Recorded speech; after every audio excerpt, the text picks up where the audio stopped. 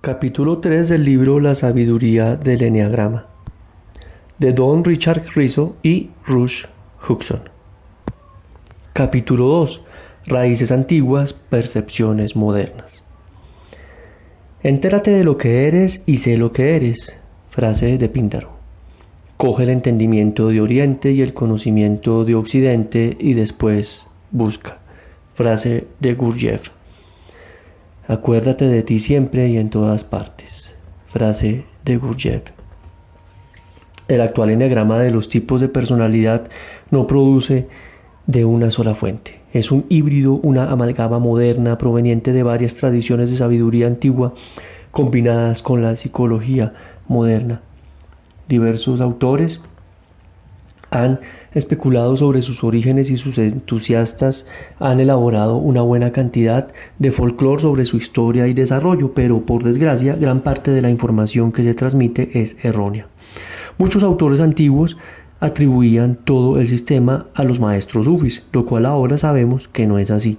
Para comprender la historia del eneagrama es necesario distinguir entre su símbolo y los 9 tipos de personalidad. Es cierto que el símbolo del eneagrama es antiguo, tiene unos 2500 años de antigüedad o más. De igual modo, las ideas que finalmente llevaron al desarrollo de la psicología de los 9 tipos se remontan por lo menos al siglo IV y tal vez antes. Sin embargo, solo ha sido en las últimas décadas cuando se han unido estas dos fuentes. El origen exacto del símbolo del eneagrama se ha perdido para la historia. No sabemos de dónde procede, así como no sabemos quién inventó la rueda ni quién inventó la escritura. Se dice que se originó en Babilonia alrededor del 2500 a.C., pero hay pocas pruebas fehacientes de que sea así.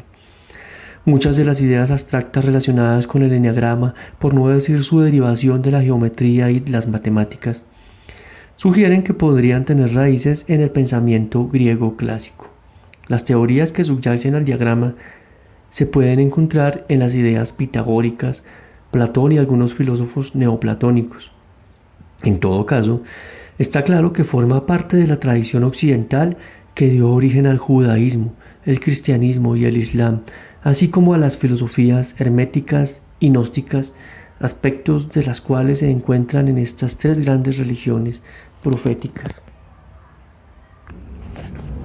En todo caso, de lo que no cabe duda es que el responsable de introducir el símbolo del eneagrama al mundo moderno fue George Ivanovich Gurdjieff.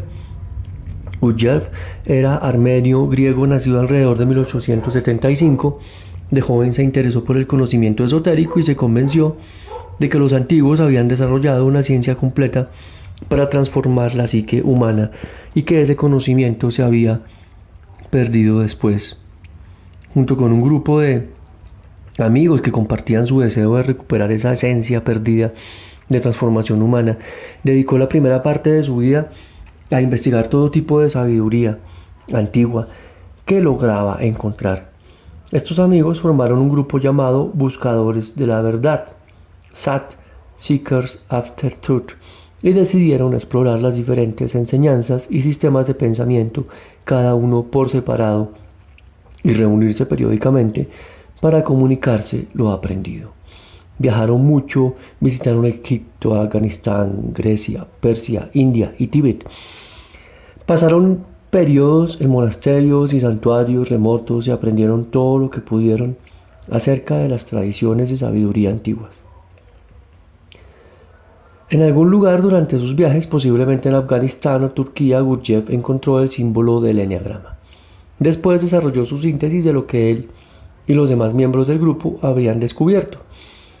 Acabó sus muchos años de investigación justo antes de la Primera Guerra Mundial y comenzó a enseñar en San Petersburgo y Moscú, atrayendo de inmediato un público entusiasta. Gurdjieff enseñaba un compendio vasto y complejo de psicología, espiritualidad y cosmología, cuyo objetivo era ayudar a los alumnos a comprender su lugar en el universo y su finalidad en la vida. Gurdjieff también enseñaba que el eneagrama era el símbolo principal y más importante de su filosofía. afirmaba que una persona no comprende algo por completo mientras no lo entienda desde el punto de vista del eneagrama, es decir, mientras no sabe colocar correctamente los elementos de un proceso en los puntos correctos del eneagrama, para ver así las partes interdependientes del todo que sostiene unas y otras. Así pues, el eneagrama que enseñaba Gurdjieff era todo un modelo de procesos naturales, no una tipología psicológica. Gurdjieff explicaba que el símbolo del eneagrama tiene tres partes que representan tres leyes divinas que rigen toda existencia. La primera de estas partes es el círculo, mandala universal usado casi en todas las culturas. El círculo representa la unidad, la totalidad, la unicidad y simboliza la idea de que Dios es uno, la característica distintiva de las principales religiones occidentales, el judaísmo, el cristianismo, el islam. Dentro del círculo encontraremos el siguiente símbolo, el triángulo. En la tradición cristiana representa la Trinidad, Padre, Hijo y Espíritu Santo. De modo similar, la Cábala enseña esotérica en el judaísmo afirma que Dios se manifiesta inicialmente en el universo en forma de tres emanaciones o esferas, el Sefirot, Keter, Bina y Yogma, que aparecen en el principal símbolo de la Cábala, el árbol de la vida. En otras religiones también vemos reflejos de esta idea trinitaria. Los budistas hablan de Buda, Dharma y Sangha. Los hindúes y Vishnu, Brahma y Shiva. Y los racistas hablan de cielo, la tierra y el hombre. Es notable cómo casi todas las principales religiones del mundo enseñan que el universo es una manifestación no de dualidad, como lo enseña la lógica occidental, sino de trinidad. Nuestra manera habitual de mirar la realidad se basa en pares de opuestos, por ejemplo, lo bueno y lo malo, lo blanco y lo negro, lo masculino y lo femenino, introvertido y extrovertido, etc. Las tradiciones antiguas, no obstante, no ven hombre y mujer, sino hombre, mujer e hijo. Las cosas no son blancas o negras, sino blancas, negras y grises. A este fenómeno Gurdjieff lo llamó ley de tres. Según esta ley, todo lo que existe es resultado de la interacción de tres fuerzas, las que sean, en una situación o dimensión dada. Incluso para que los descubrimientos de la física moderna apoyan esta idea de la ley del 3. En la escala subatómica los átomos están formados por protones, electrones, neutrones. Y en lugar de haber 4 fuerzas fundamentales en la naturaleza, como se creía antes, la física ha descubierto que en realidad solo hay 3. La fuerza fuerte, la fuerza débil y el electromagnetismo. La tercera parte de este símbolo triple es la hexada, la figura cuyo trazo sigue los números 1, 4, 2, 8, 5, 7. Esta figura simboliza lo que Gurdjieff llamó la ley del 7, que tiene que ver con el proceso y desarrollo del tiempo. Afirma que nada es estático, que todo se mueve y que convierte en otra cosa. Incluso las piedras y las estrellas se transforman finalmente. Todo cambia, se recicla, evoluciona o se transfiere, aunque de modos legítimos y previsibles según su naturaleza y las fuerzas que actúan sobre ello. Los días de la semana, la tabla periódica y la octava de la música occidental se basan en la ley del 7. Uniendo esos 3 elementos, círculo, triángulo y hexada, obtenemos el eneagrama. Es un símbolo que representa la integridad de una cosa, el círculo, como su identidad resulta de la interacción de 3 fuerzas, el triángulo, y como evolución o cambia con el tiempo, la hexada. Gurdjieff enseñaba el eneagrama mediante una serie de bailes sagrados. Explicaba que debía considerarse un símbolo vivo, dinámico, móvil, no estático. Sin embargo, en ninguno de los escritos publicados de Gurdjieff ni en sus discípulos habla del eneagrama de los tipos de personalidad. Los orígenes de ese eneagrama son más recientes y se basan principalmente en 2 fuentes modernas. La primera es Oscar Ichazo. Igual que Gurdjieff, ya desde muy joven Ichazo le fascinó el descubrimiento de conocimientos perdidos. En su infancia aprovechó su extraordinaria inteligencia para asimilar textos filosóficos y metafísicos de la vasta biblioteca de su tío. Muy joven, viajó desde su casa en Bolivia a Buenos Aires y después a otras partes del mundo en busca de sabiduría antigua. Después de viajar por Oriente Medio y otras regiones, regresó a Sudamérica y comenzó a destilar lo que habría aprendido. Ichazo investigó y sintetizó los numerosos elementos del eneagrama hasta que, a comienzos de los años 50, descubrió la conexión entre el símbolo y los tipos de personalidad. Los 9 tipos que relacionó con el símbolo del eneagrama proceden de una tradición antigua, la de recordar los 9 atributos divinos como se reflejan en la naturaleza humana. Estas ideas comenzaron con los neoplatónicos, sino antes, y aparecieron en las Eneadas de Plotinio del siglo III. Entraron en la tradición cristiana como sus opuestos. La distorsión de los atributos divinos se convirtió en los 7 pecados o pasiones capitales, más otros 2, el miedo y la mentira y el engaño. Común al eneagrama y a los 7 pecados capitales es la idea de que si bien los tenemos todos en nosotros, uno en particular aflora una y otra vez. Esa es la causa de nuestro desequilibrio y de que quedemos atrapados en el ego. Ichazo exploró las ideas antiguas acerca de los 9 tipos divinos, desde Grecia a los padres del desierto del siglo IV, que fueron los primeros en desarrollar el concepto de los 7 pecados capitales, y desde allí pasó a la literatura medieval, como en los cuentos de Canterbury, de Chaucer y el Purgatorio de Dante. También exploró la antigua tradición judía de la Cábala. Esta enseñanza mística se desarrolló en las comunidades judías de Francia y España entre los siglos XII y XIV de nuestra era, aunque tenía antecedentes en las tradiciones místicas judías antiguas, como también en el gnosticismo y el neoplatonismo. Un símbolo fundamental en la filosofía cabalística es el llamado árbol de la vida, Hexayim, que, a semejanza del eneagrama, contiene las ideas de unidad, trinidad y un proceso de desarrollo que entraña 7 partes. En un relámpago de genialidad, a mediados de los años 50, Ichazo consiguió situar en la secuencia correcta todo este material sobre el símbolo del eneagrama. Solo entonces se unieron las diferentes corrientes de transmisión para formar la plantilla básica del eneagrama tal como lo conocemos hoy. En 1970, el famoso psiquiatra Claudio Naranjo, que estaba desarrollando un programa de terapia gestal en el Instituto Esalen de Big Sur, California, y un buen número de otros pensadores del movimiento del potencial humano, viajaron a Arica, Chile, para estudiar con Ichazo, que dirigía un curso intensivo de 40 días diseñado para conducir a los alumnos a la autocomprensión. Una de las primeras cosas en su programa era el eneagrama, junto con los 9 tipos, a lo que llamaba fijación del ego. De inmediato el eneagrama cautivó a un buen número de personas, en particular a Naranjo, que volvió a California a comienzos a enseñarlo junto con otros sistemas psicológicos que había estudiado. Naranjo se interesó en hacer la correspondencia entre los tipos del eneagrama y las categorías psiquiátricas que él conocía, y comenzó a ampliar los breves esquemas de Ichazo sobre los tipos. Un método para demostrar la validez del sistema fue reunir grupos de personas que se identificaban con un determinado tipo o cuyas categorías psiquiátricas se conocían, y entrevistarlas para destacar las similitudes y adquirir más información.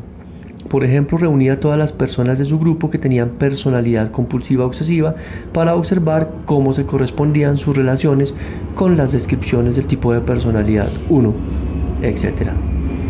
El método de Naranjo de usar grupos de personas para comprender los tipos no es una tradición oral antigua, como se ha afirmado a veces. Tampoco el eneagrama de la personalidad proviene de un cuerpo de conocimiento que ha llegado hasta nosotros desde una fuente oral. El uso de paneles o grupos comenzó con Naranjo a principios de los años 70 y es solo una manera de enseñar e iluminar el eneagrama.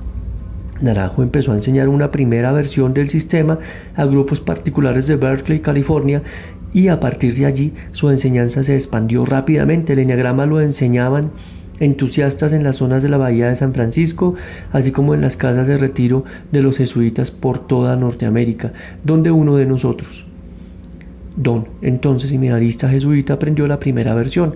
A partir del trabajo fundamental de Ichazo y Naranjo, varios otros, entre ellos nosotros, los autores de este libro, hemos desarrollado el eneagrama y descubierto muchas facetas nuevas.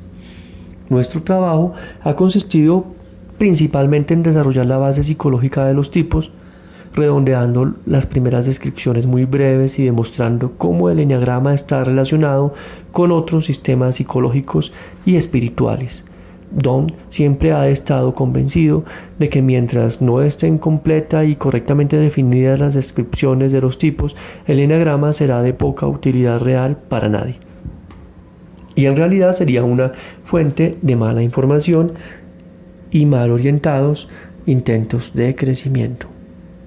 En 1977 hubo un progreso importante cuando descubrió los niveles de desarrollo. Los niveles revelaron las gradaciones de crecimiento y deterioro por las que pasan la gente a lo largo de su vida. Mostraron que rasgos de motivaciones van con cada tipo y por qué. En un plano más profundo indicaron nuestro grado de identificación con la personalidad y nuestras consecuencias falta de libertad. También subrayó las motivaciones psíquicas de los tipos, de modo distinto a las prescripciones impresionistas que predominaban cuando comenzó a trabajar. Desarrolló estas y otras ideas tales como las correlaciones con otras tipologías psicológicas y presentó sus hallazgos en Personality Types 1987 y Understanding the Enneagram 1990. Rush se unió a Don en 1991 al principio para ayudarlo a elaborar un cuestionario para identificar el tipo, que finalmente se convirtió en el Ryo-Huxor Enneagram Type Indicator. Y después colaboró en la revisión de Personality Types 1996. Rush ha aportado su comprensión y experiencia a las tradiciones y prácticas que subyacen a la teoría del enneagrama. Después desarrolló más las ideas presentadas por Don, descubriendo muchas de las estructuras más profundas de los tipos, así como muchas de las implicaciones del sistema para el crecimiento personal. Desde 1991 los dos hemos dirigido talleres y seminarios por todo el mundo y muchas de las percepciones que presentamos en este libro provienen de nuestra experiencia de trabajar con nuestros alumnos. Tenemos el privilegio de trabajar con personas de todos los continentes habitados y todas las religiones importantes. Continúa sorprendiéndonos e impresionándonos lo universal y lo práctico que es el enneagrama.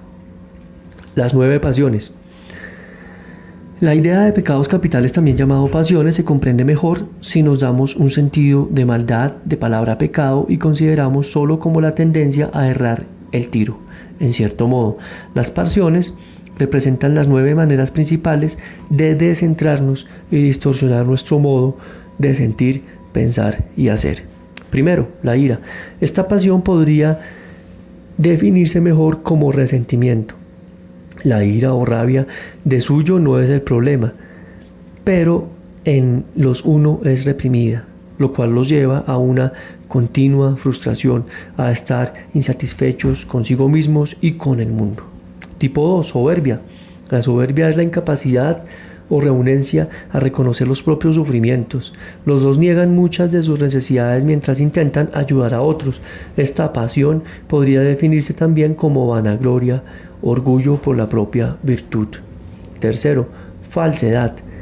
Entienda falsedad como la creencia de que solo somos ego. Cuando lo creemos nos esforzamos en desarrollar el ego en lugar de desarrollar nuestra verdadera naturaleza. Esta pasión también se la denomina vanidad, el intento de hacer que el ego se sienta valioso sin recurrir a nuestra fuente espiritual. Cuarto, la envidia. La envidia se fundamenta en la sensación de que nos falta algo esencial. La envidia lleva a los 4 a pensar que otros poseen cualidades de las que ellos carecen. Los 4 anhelan lo que les falta y no ven lo mucho que bienes que hay en sus vidas. El tipo quinto, avaricia. Los 5 creen que carecen de recursos interiores y que una relación demasiado intensa con los demás los conducirá a un agotamiento catastrófico. Esta pasión los lleva a abstenerse del contacto con el mundo. Así se aterran a sus recursos y reducen al mínimo sus necesidades. Sexto, cobardía. Esta pasión podría definirse más correctamente como ansiedad, porque la ansiedad nos lleva a temer cosas que no están ocurriendo. Los 6 vienen en un estado constante de aprensión y se preocupan por posibles acontecimientos futuros. Tipo 7, gula. La gula alude a la insaciable deseo de llenarse de experiencias. Los 7 intentan superar la sensación de vacío interior realizando numerosas ideas y actividades positivas y estimulantes, pero nunca se sienten satisfechos.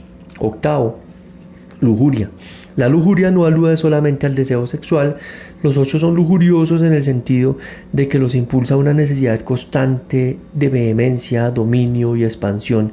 La lujuria es causa de que los 8 intenten acometerlo todo en la vida para imponerse con voluntad. El noveno es la pereza. La pereza no significa simplemente holgazanería, puesto que los 9 pueden ser muy activos y hábiles. Alude más bien al deseo de no dejarse afectar por la vida. Es una renuencia a levantarse con plena vitalidad para entregarse totalmente a la vida. La historia del cerrajero, cuento sufí.